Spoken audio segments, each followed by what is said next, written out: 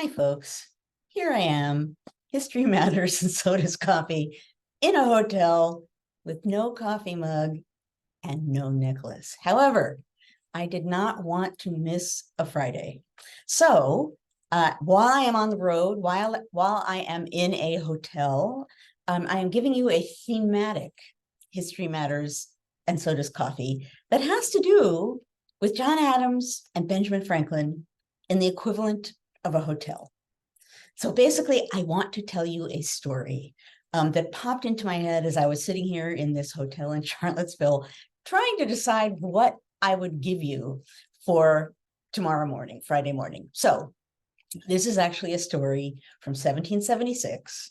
And a number of members of the Continental Congress were going to Staten Island, of all places, to check on the troops and see what condition they were in. There was a committee from the Continental Congress.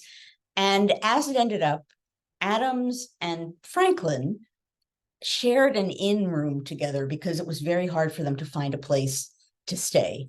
I'm going to let John Adams tell you this story, just because I think he does it better than I can. Okay, so this is all from John Adams, 1776. The taverns were so full, we could with difficulty obtain entertainment board.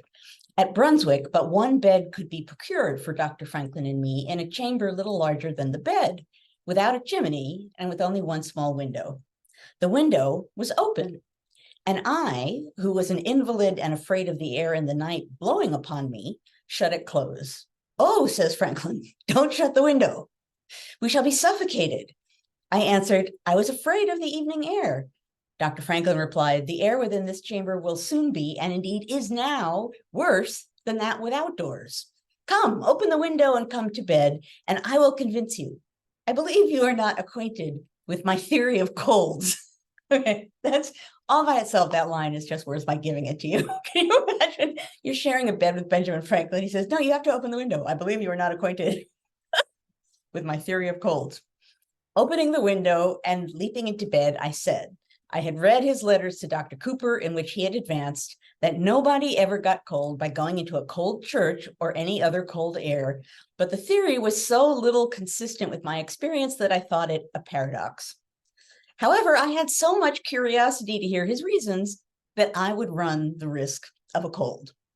The doctor then began a harangue upon air and cold and respiration and perspiration, with which I was so amused that I soon fell asleep and left him and his philosophy together, but I believe they were equally sound and insensible within a few minutes after me, for the last words I heard were pronounced as if he was more than half asleep.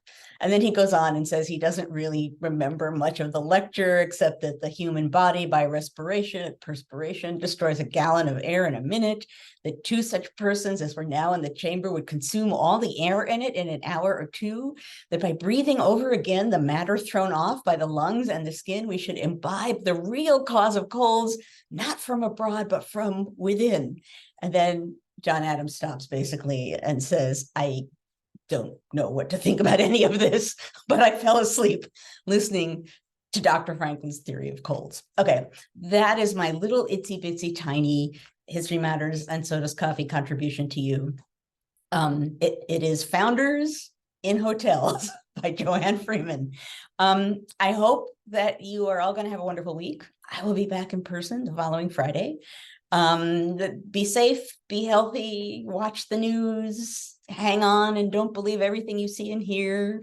Don't let yourself get rage harvested. Continue to engage in that conversation of democracy with or without me. And I will see you in a week's time. Bye, everybody.